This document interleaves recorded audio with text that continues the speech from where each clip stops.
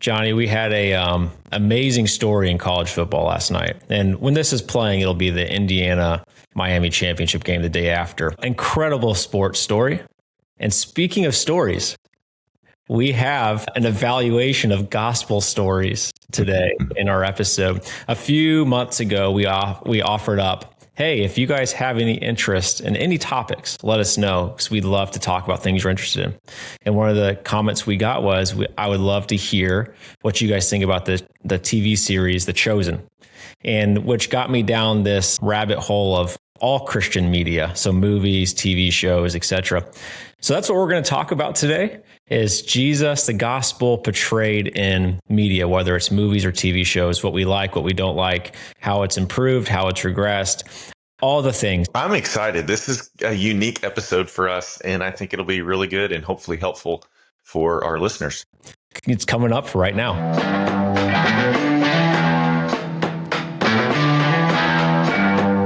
We're going to start with what the people want. We're going to list our top 5 movies or TV shows, our favorites portraying the gospel in the media.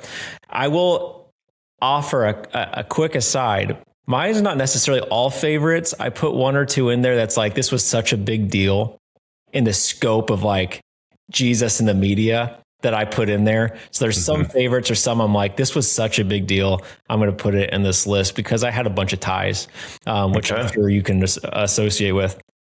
Let's go alternating 5-5, 4-4, 3-3, 2-2, 1-1. And you're going to start with your number 5. Okay, so I'm just going to dissent from the very beginning. I don't want to have like an order, but I will say it was funny. Hunter had given me hey, think about some of your favorite faith-based films, TVs, shows about Christianity or faith. And I wrote down like 30. And just thinking like, man, what a blessing that we're at a time in history where you can like think of 30. And I thought I was being pretty selective. So I will portray this that these are my favorites, but I don't necessarily, there's some caveats to what I recommend these. And I know that sounds kind of contradictory, and we'll probably go through these, but I will start off. My number 5 is going to be Facing the Giants by Sherwood Pictures, Sherwood Baptist Church in Georgia.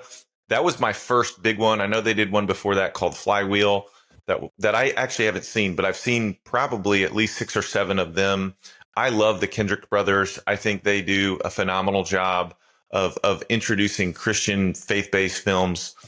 So Facing the Giants is in my top 5. It's in my top 5, but not yet.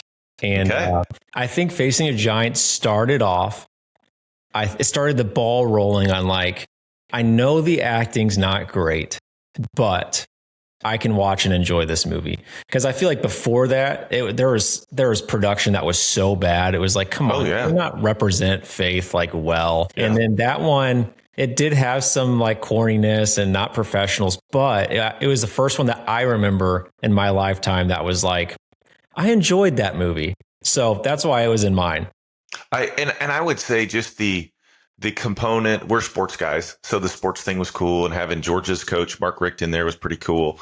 But the adversity that they went through, and then just the commitment of, I'm going to honor the Lord regardless of knowing the outcome. I'm going to do it anyways, and it just like strengthened my resolve to want to follow Jesus more. So I love Facing the Giants. Yeah, and I want to affirm, I'm not 100% backing the theology of every movie. Yes. So, good qualification. Great qualification. My number 5 was Jesus Revolution. It was somewhat recent. I personally liked the message of, we just want to worship Jesus. Yeah. It doesn't matter what rules and regulations and all that stuff. And I know there's some hippiness in it, which people wouldn't necessarily love. But I thought it was well done. Jonathan Romy, the actor from The Chosen, was in this. Yes. He was kind of on a Christian movie heater. Yes, he was. That was my number 5. Do you have a number 4 ready? Number 4 is qualification.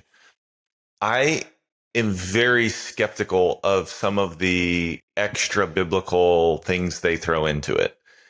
So I would be cautious in advising this to everybody, but I personally, Catherine, I really enjoy House of David, and I will give a qualification too. I've only seen season 1, because it was free on Amazon Prime. I haven't seen season 2 yet. And I will say there's a few things I really, really liked about it. One, it was very well done. Like I thought the acting was great. Just the scenery was amazing. I love the line when David goes, and spoiler alert, David beats Goliath. He kills him, right? But when he is walking out to the field of battle, his brother says, David, how are you not scared? Are you not scared? And David's like, of course I'm scared. And then he walks off to go face Goliath. And it's like, that's what faith is. It doesn't mean you're not afraid. It means, yeah, I'm afraid, but I'm going to trust God anyway. So I love House of David. There's some things in there I don't like this is kind of getting off in the weeds, but like just the way that they portray like a curse from King Agag on Saul's family, like that's not biblical, although Saul was, the Bible says, tormented by an evil spirit, but they kind of they trace that back to that curse, which is not in the Bible. They have Saul's wife involved in witchcraft, which there's no evidence in the Bible of that. There's a few things like that I'm like, they're kind of taking a lot of creative license or liberty. But overall, like, I just love the story of David and the heart of David of he's going to trust God even in the midst of being afraid. I've seen one episode of it, and I have similar thoughts of The Chosen from the one episode I've seen, and we'll get to it and the cool things about being portrayed in media. But just a quick snippet is just being able to picture what it might have looked like is helpful. But like you said, you can't rely on 100% factualness. My number 4 is kind of the disclaimer, and I didn't necessarily love it, but The Passion of the Christ was so big for every faith-based person in the country at the time, because they were breaking record sales and all this stuff. And I know that a lot of themes kind of suggested Catholicism, and I do know several of the actors were pretty heavily Catholic. So I'm not entirely sure. I haven't watched it recently in adulthood, but I know the relevancy of the film's history. One of the most fascinating things that I kind of remembered, and I saw this again when I was looking it up, the lead actor that played Jesus was struck by lightning twice on set, which is crazy. Jim Caviezel? Yeah. Wow. That's like a known thing. Isn't that amazing? I did not know that. Wow. That'll get your attention for good or for ill. Do you have any comments on that, or is that on your list? Well, I was looking that up this morning. I think that was 2004. I remember seeing that in college in the theater with the Wheaton College basketball team. Like, many of us went to go see that, and it was like we went to like an 11 o'clock showing. I mean, it was crazy late, and it was packed. Like, there was not a single seat empty at 11 o'clock when that came out. I think went to it that weekend, maybe. But anyway, that opening weekend, I thought it was. I haven't seen it since, which is interesting. It was painful to see, but it makes you, I think that was the point of making you appreciate what some of the things that Jesus went through for us when he went to the cross. That I think that theologically now, kind of looking back, so much of the suffering I think he went through was in a realm that we can't even see, like a spiritual separation from God, being tainted by sin in a way that we can't understand. And we were able to see the physical suffering of Christ, which makes you want to throw up. And I think like the spiritual suffering he went through for us was even worse. So I think it was very well done, but also hard to watch at the same time. Yeah, it was really interesting. It's a completely different movie. This does not make my top 5. So if it made yours, you can wait. But the King of Kings animated movie last year, it not in my top 5, but I've seen it. I like it. It kind of made you feel gutted, as a kid's movie. Yeah. And I think it was similar themes. What about number 3? Number 3, I'm going to go with another Sherwood Pictures film, The Forge. And that was just a couple years ago, 2024. And to me, it showed the importance of personal discipleship. And you see the story of a young man who's discipled by an older man, and just like man-to-man, one-on-one discipleship, and then having a brotherhood of men to encourage each other to walk with the Lord. I thought that was very, very well done and very inspiring. So The Forge, put out by the Kendrick brothers as well. Have you seen that one? That's the only one on the general list that I had not seen. Okay. I'd seen really good. It's very good. I had heard a lot of good things about it. My number 3 was Facing the Giants. Nice. And we did talk about that. The only thing I will say that death crawl scene, kind of at the motivational climax of the movie, there's a part of me it's like seems physically impossible, but I like the motivation. I love that, and like you can do more than what you think you could do. Yes, That was really good. That was part of the I'm accepting the cheesiness of this because it does make you feel good. What about number 2? Number 2 is another Sherwood Pictures War Room. And that was really, really important in Catherine's mind life on prayer and just the importance of like regular seeking the Lord in prayer. And I think as Christians, it can be easy to get sucked into just the busyness of life and doing what everybody else is doing and doing the next thing and not prioritizing. I need to spend time with the Lord in prayer.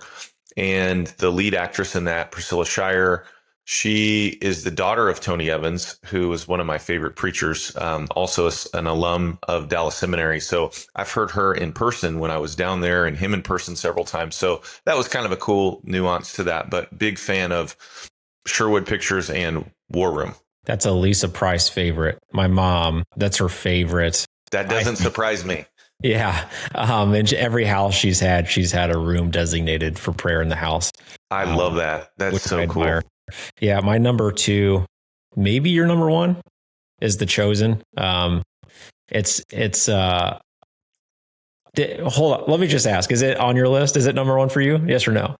It is my number 1. Okay. So let's talk about The Chosen now. And then I'll get to my number 1, which is a bit of a curveball. The Chosen, which was the largest crowdfunded media project ever, which basically means when they started, they were paying people based off donations, which is why in the first few seasons they did before 20 minutes of, hey, we need your help. Here's what we're doing with this project. So people were funding it that were watching it, which is amazing.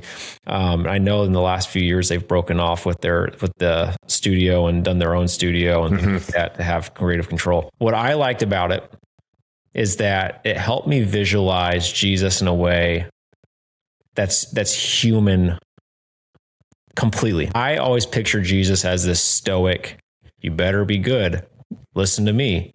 And that's just kind of what I imagine from hearing the stories in the church of people just highlighting the mission. And very rarely did I hear teachers highlight the person, the fun, the joking with people, the conversations with people, the raw emotions, the dancing at a wedding. I never pictured in a million years Jesus dancing. I just didn't because of the stoic nature of how it was presented in my childhood. So that's what I really got from it. What about you? I echo everything you said. I think the humanity of Jesus and the joy that he had with his disciples, you can just see the love that he has for them and the hurt he has for them as well. I will say that this is The Chosen is one of the most controversial shows amongst Christians, and I can understand why. And I think that we need to be extremely careful in what we think that it is and what we think that it isn't. And then also, I think understanding of personal convictions that brothers or sisters may have regarding it. So, for example, I think a really, really important nuance to the discussion is the difference between extra biblical and contra biblical. Extra meaning extra, it's additional to, it's a plausible kind of creative liberty. This could have happened, but we're not saying that it did. And then contra biblical would be portraying something that is opposed to the doctrine or teachings of Scripture. And I would say for the most part, I haven't seen anything contra biblical except when we got to season 3, there was a statement when Jesus was being challenged in one of the scenes, and he responded by saying, I am the law of Moses. And that was the first time, and it took 3 seasons to get to it, where I thought, I felt uncomfortable with that statement because Jesus never made that in Scripture. He made statements that were related to the law. He said, I did not come to abolish the law, but to fulfill the law. And I just felt uncomfortable when I heard it. And then I got online and was researching it. And then I realized there was a reason I was probably uncomfortable, that is potentially a saying from the Book of Mormon where it says, Jesus said, I am the law of Moses. And there has been, with the initial production company, a link with the Mormon sect. And there's a huge theological difference between Christianity and Mormonism. Just without going too far in the weeds, Christianity, we believe that Jesus is God and he is equal in the Godhead, although having a different role with the Father and the Son. In their theology, Jesus is a son of the Father, but not quite God. He'd be like divine, but not deity. So they would say that the Father once was a man on his own planet who became a God on this planet, and he had wives, and one of his sons was Jesus. That's not Christian doctrine. That's something totally different. And I think that there's a works-based element in Mormonism that is very different from a grace-based justification by faith alone in Christianity. So I think that when you hear things like that, we should be concerned. Hey, I want to make sure that they're not teaching something contra-biblical. So that statement bothered me.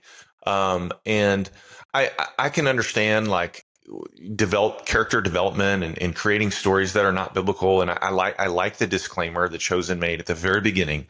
Like, this is not, I wrote it down, so I got it right. It says biblical events are condensed and some characters and dialogue are added for the sake of storytelling. So they're not saying this is the Bible. They're saying that we're taking like biblical events and we're telling a story. And so I don't think they're trying to contradict the Bible or replace the Bible, but I think they're trying to get the message of Jesus out. So I think there's a really, really careful, fine line you have to walk in that. I want to hear your thoughts before I've got a few more, but I want to hear your thoughts on some of what I just said. The first two seasons, whenever I'd heard people not like it, it was on the basis of essentially, I just don't like Jesus being portrayed in media, period. Mm-hmm. Then as time went on, like I think you said the third season, then you started getting to I'm not sure that's being represented 100% accurately. The one that I was caught up on, if that was your one, was the Thomas relationship storyline with his girlfriend, which, spoiler alert, turn it off if you haven't caught up. Well, she dies in front of Jesus, and that causes all of his doubt. Or it's like, man, that seems like a pretty big liberty taken in storytelling. Mm-hmm. But I think to each their own conviction, but I don't think there's anything wrong with saying, here's what we think Jesus he might have acted. Yeah, I think what they were trying to do is to show that Jesus doesn't heal everybody. And I think sometimes when, even today, when someone is not healed, there's some branches of Christianity that say, shame on you, you didn't have enough faith to be healed, which I don't agree with. I think the Bible shows that Jesus didn't heal everybody, and sometimes he doesn't, and we don't understand why.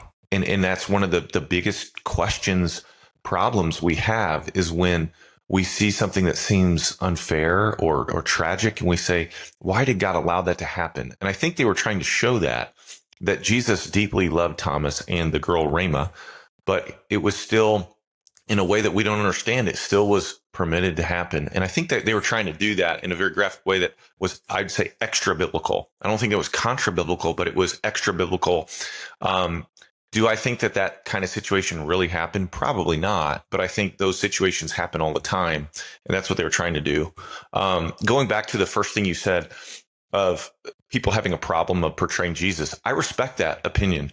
And I think there's a biblical grounds of being careful in that in the second commandment.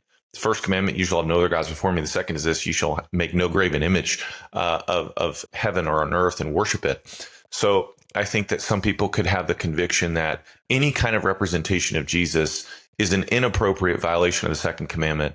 I don't have that conviction because I don't think that, like, for example, in The Chosen, I don't think that they're trying to say this is Jesus, Jonathan Rumi is Jesus, and you need to worship him. But I do think you got to be careful, though, because I've talked to many people when they said, man, it's changed my prayer life. Like when I pray, I see Jonathan Rumi's face. I was like, that's wrong. Like, that's wrong, because you shouldn't see his face because he's not Jesus. So that is like where I'm saying there's a lot of qualifications and you got to be careful. If you start seeing the image of a human being when you're praying to Jesus, that's inappropriate. And I would say like you are in a heart way, you are violating the second commandment. But can you watch the film and say, this is a human actor who's portraying Jesus in a way that, wow, I see a joy in him that I never thought about. Can I do that in an appropriate way? I think you can. And I guess like, then what do you do as a Christian with a believer like me? I'd say I enjoy The Chosen, but I know believers who don't, and they have the conviction of, I think it's wrong for me to support this film or this series. And I think that there's principles in like Romans 14 of Christian liberty, and each one must be convinced in his own mind. And then at the very end of chapter 14 of Romans, he says, if you do something that you think is a sin and it's outside of faith, then it is a sin.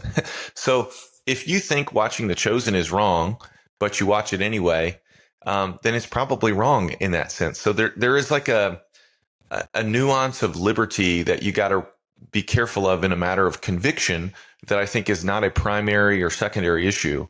I think it's like a tertiary issue of there's freedom, but you better have a conviction and honor the conviction in your own life and respect the conviction in someone else's. I had a similar note written down, and the only thing I'd add to that is not add, but highlight, because you did say it, is just because it's your conviction does not mean it's everyone else's. And so often in the church world, we want to impose our convictions on other. Well, how could you celebrate Halloween? How could you be friends with that person? How could you watch The Chosen? Where it's like, that's not a conviction of theirs. It's when it's not directly a sin, it comes down to what is it a conviction based off your relationship with God or not? And like you said, you either follow that or not. And we'll finish out that conversation right after this. My number one is a 1998 classic from 6-Year-Old Hunter. Okay. And this movie won. I know what it is. This movie won the first ever Critics' Choice Award, Best Animated Movie Award. The Prince of Egypt. I knew it. Well done. As a kid, that was one of the few movies my grandparents would let us watch. So we watched that one quite a bit. And they actually still use that as an animated movie stepping stone. This is whenever the graphics got good. This is whenever it got done well, which is amazing. And it was done by DreamWorks, I think. I think it was. It was phenomenal. Like, that's one of my favorites they've ever made. Like, I love that rendition of Joseph. Well done. Yes. So that was my number one. We did not hit Fireproof, Courageous. Fantastic. I Can Only Imagine, Unbroken, which you could go either way. The Case for Christ, God's Not Dead, King of Kings. Did we miss any on your? So like Overcomer is another Sherwood one that I like. I like that you mentioned God's Not Dead, because there were several of those back in the day. Like, I took the youth group to a couple of those that, like, in the theater, that was really good, like good discussion. I wrote Into the Spear. It was the story of the missionaries in South America, Wheaton College connection. Very well done. Martyrs, Jim Elliott. This is kind of a twist. Most people haven't seen 7 Days in Utopia. I've never heard of it. It's a golf one based in Texas. Really well done. Robert Duvall. I love that guy. I thought don't necessarily agree with all the theology in it, but I thought there was a cool transformation story there. I Can Only Imagine, Greater, Home Run, Woodlawn, the Left Behind series. I know that they were pretty cheesy. I love Kirk Cameron. I don't always agree with him on certain things, especially recently. But I would say the story was great. The books were better. Jerry Jenkins, co-author, father of Dallas Jenkins, The Chosen. Can I interject? I'm going to interject while you look at more. So that our old listeners from early in the podcast know this story, but our new ones don't. I accidentally happened to walk into Left Behind as a child, and I just stayed for the movie because it's not a bad movie for a kid to watch.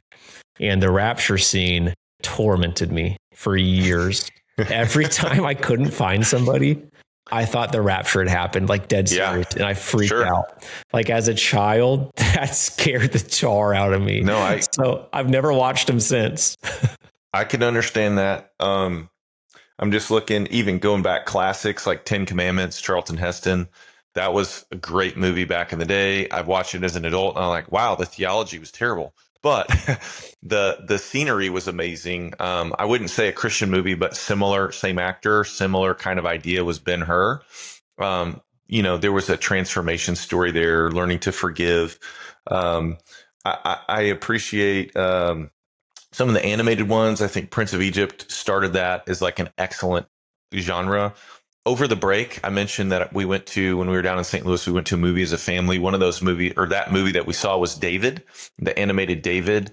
And I thought it was phenomenal. Like, it was kind of like a Disney quality with music and the graphics, like biblically accurate. I was talking with my brother about it because we both really liked it. And he was like, hey, did David like kind of sneak into the Philistine army and they didn't even know it? And I was like, no, like he was like a general for them and the king loved him. And he probably did that for like a couple years. So we were talking about how in that movie, David, they condensed about 20 years of David's life into a 2-hour animated movie. So you're going to have to change some things to do it in a storytelling way. So again, it's not super biblical on some of those details, but the big idea I felt like in that was you could see David had a heart that genuinely loved God and that it was contagious. Like his love for the Lord, like really ignited a genuine like desire to follow the Lord amongst people that were around him. And to me, that's powerful. I mean, we want to follow the Lord, and we want other people to do it too. And if we're not joyful and genuinely loving him in our life, then why would other people care about that in their own life? Right. Right. I could go on forever. I will say, like, growing up as a kid, like Christian media, Adventures in Odyssey by Focus on the Family was more audio, and then they went into video. That was huge. I love Life Actions, Base Camp Adventures. Those are really good audio. Veggie Tales. I think like just good lessons, Christian lessons, biblical lessons from that. Don't always agree theologically with Phil Vischer, but I think he does a really good job in that. Have your kids stumbled into the Chosen Adventures yet? Yes. Yeah. We just started that. We haven't really watched a lot of them, but we've watched a couple of them over the Christmas break. Yeah. Ours, that's if they can watch something Sunday morning before church, that's what we allow. Yeah, that's great.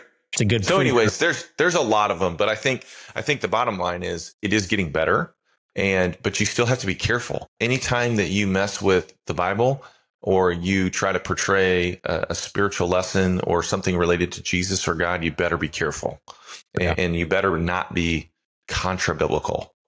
Yeah. That's going to dovetail straight into the next question. We've circled around this so we can be short. The dangers in portraying Jesus in the media or even the Bible. I think we have thrown a lot of darts at the board, and I think the bullseye is misleading.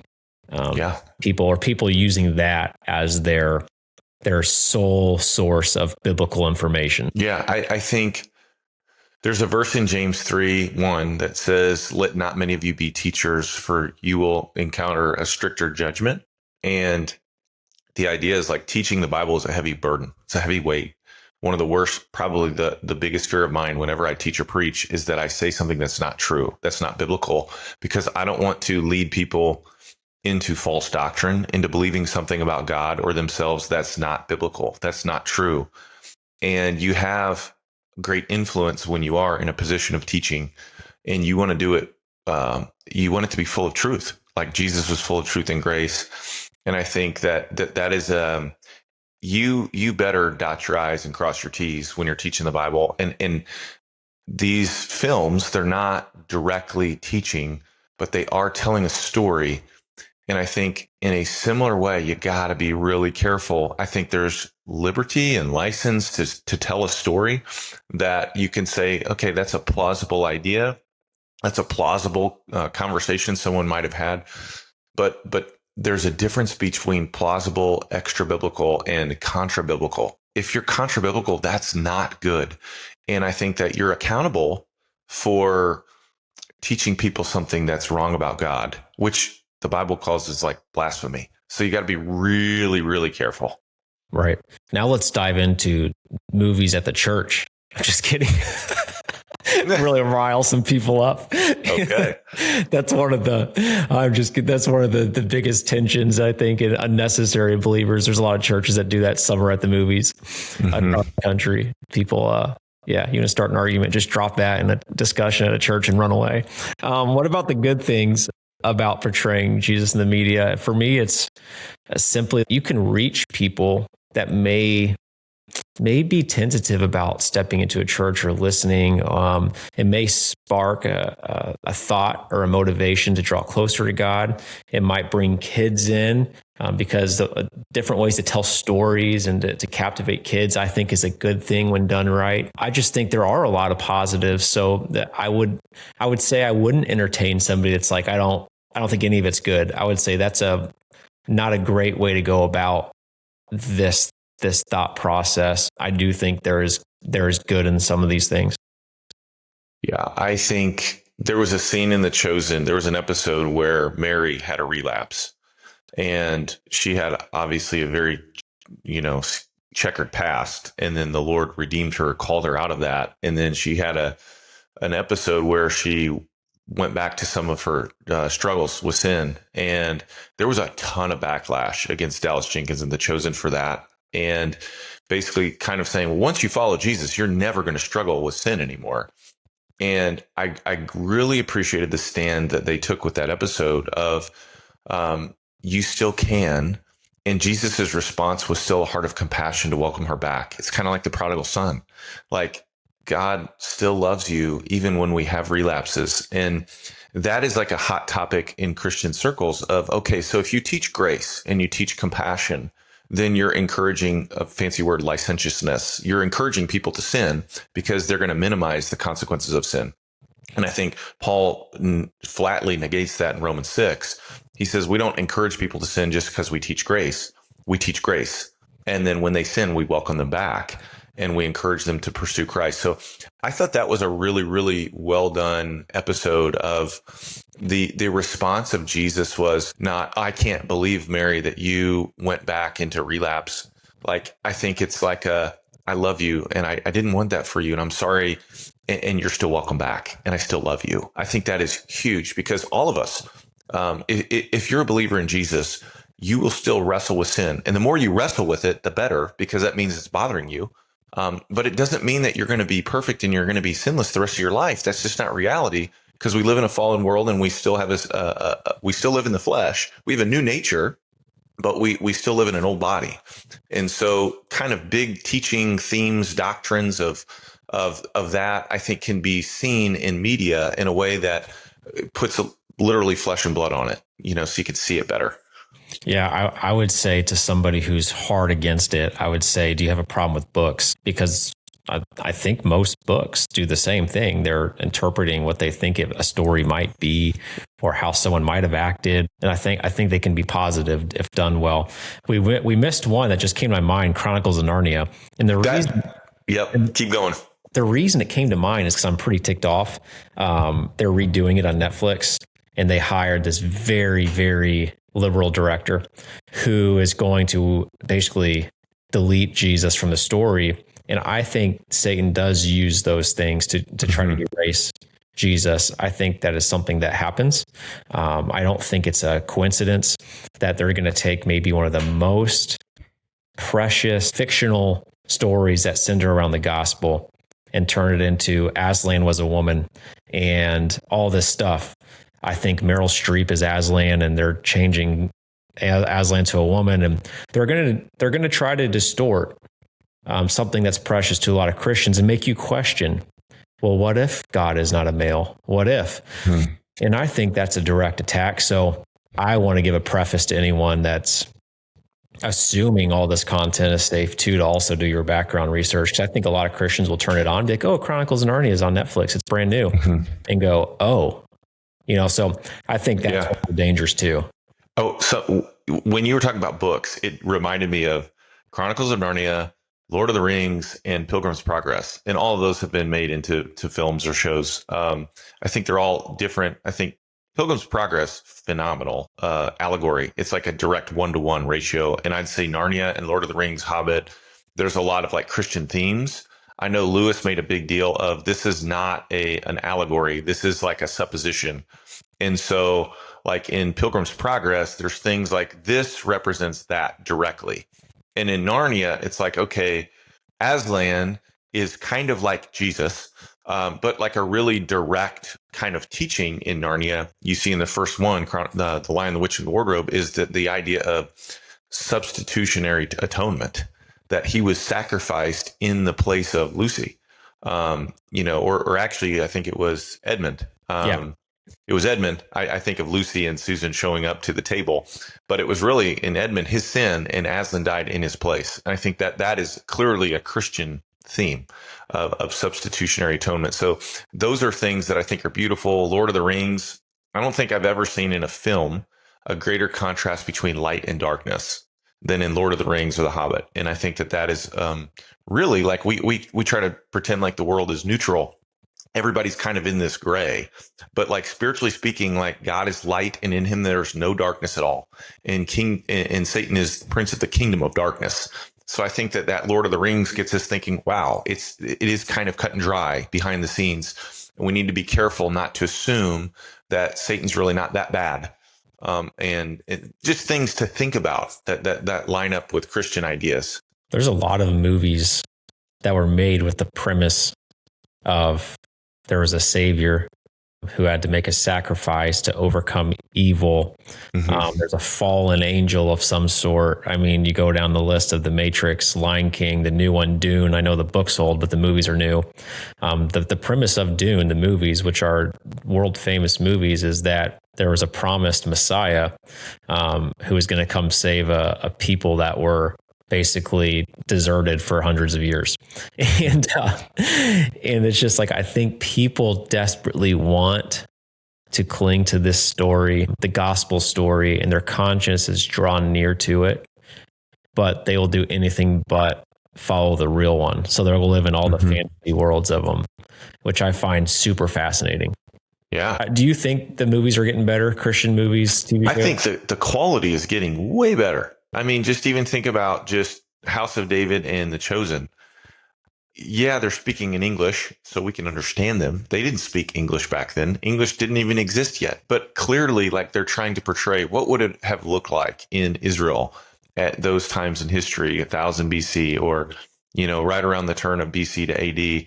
And what kind of occupations would they have had? What kind of food would they have been eating? What clothes would they wear? What would it look like between Jewish citizens and Roman soldiers and tax collectors, and how would they feel about that? And what would Pharisees think about Jesus hanging out with a tax? I mean, I think they do a phenomenal job of portraying that. So I definitely think that the quality of production is so much better now. Yeah.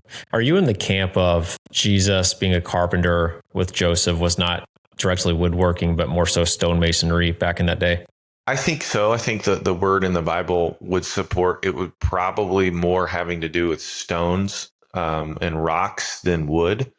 So that's the reason I bring that up is because I do think they can feed into like this Mandela effect, where it's like you thought something your whole life because you've seen it portrayed that way. Mm-hmm. And everyone just assumes like anytime Jesus is shown, he's carving wood. And, but I do think that can add to that. Well, one that's like kind of funny too, because we just had Christmas, but like a manger probably would have been like a stone feeding trough. It would have never been out of wood because the animals would have destroyed that in like an hour. So that's one of those, probably the manger was not like this wooden cradle bassinet looking thing. It's probably like a feeding trough made out of stone. And the animals being there. I think we just assume there's animals watching. So we've seen 100 nativity scenes, thousands of them. Right. But that's not really something that's mentioned either. What do we miss? This is the last question. What do we miss in these movies? For me, the thing that I think of is sometimes it doesn't always work out. All these movies, I think in Facing the Giants, does he miss the field goal at the end? I think no, he makes it. He makes it. Okay. So that was the one where it's like showing a kid that just because you love Jesus means you're going to make a 60-yard field goal in a high school game because your dad stood up from his wheelchair. I mean, like there's some things that make me go, I wouldn't mind. I know it's a bummer for an audience, but that's another thing that sometimes they miss. Just because you have faith doesn't mean everything's going to end well. Like sometimes bad things happen. Yeah, I think you're right. I'm laughing so hard because I love that movie, and I think you're right. Like there is a danger of sensationalizing everything. Like it's always going to be exactly how you imagined it, and life isn't that. But God is still good, and He's still for us, and we can still keep going, whether you make the field goal or not, whether you make the basket or not. So, I think that's a really good caveat. I think for me, I think of truth and grace. Like, is this true? And being very, very skeptical when you watch things and like having discernment of, is this extra biblical or contra biblical? And then gracious in your own convictions and someone else's convictions. Those are the two big things I think of when we talk about Christian media. Last segment, you got any youth sports stories? Any lessons you've learned? Any stories you've gathered in the last week? So I've been to 1 million games. I think I went to 14 games in 8 days amongst our 3 kids. Love it though. I'm tired, and at the same time, I'd literally rather go to my kids' games than to like a Bulls game. It is so fun. And sometimes people are like, well, can't you just like miss this game because you go to so many? And it's like, no, I don't want to miss the game. I want to be there for every game of Jackson, Kinley, Katie, and then Lord willing, if Caroline wants to play, she's not old enough yet. But I do want to give a special shout out real quick because I know listener of the show, the Foster family in Auburn, Illinois, my guy Odin, he's one of Jackson's best buddies. And I know that Catherine had mentioned Ashley was saying Odin, and she and Odin were talking about the podcast. So Odin, I love watching you on the Blue Eagles and our Saviors. We've always talked about Jackson's like the Michael Jordan, and Odin is the Dennis Rodman. That guy is all over the floor. He just is a magnet for rebounds. So that's my Blue Eagle story. Shout out Odin Foster. I've got one for you. As you know, Griffin has developed quite the character arc in our podcast journey. He is talented. He thinks he's the best thing that ever happened to sports. And which I was talking to our friend Dane. He made an appearance about this after our game last week. And I said, Dane, because he was complimenting, he's like, man, that's so great that you have to reel him in instead of inspire him. Because that's the job right now, is it's reel in the pride and the confidence and make sure it's not cocky. And I don't want people to think I'm just feeding it to them. And I said, we had this saying in coaching when we did tryouts, we were evaluating players. It's better to tame a stallion than inspire a mule. To which I firmly believe that I'd rather rein somebody who works too hard and is too out there than someone who you can barely motivate. Yeah. So he's kind of in that spot, and he has this goal of points he wants to score in the season. And it's not like I'm going to only try to score, but he's doing a good job in getting there. But during the game last week, I'm coaching, I'm standing on the other baseline, and Griffin's dribbling the ball up, and out of nowhere, he shoots a 3-pointer, which for first and second graders, you know this, that doesn't happen. Nobody shoots outside of the lane. So like the free throw line to the basket, no one's shooting more than that distance or making a shot from that distance.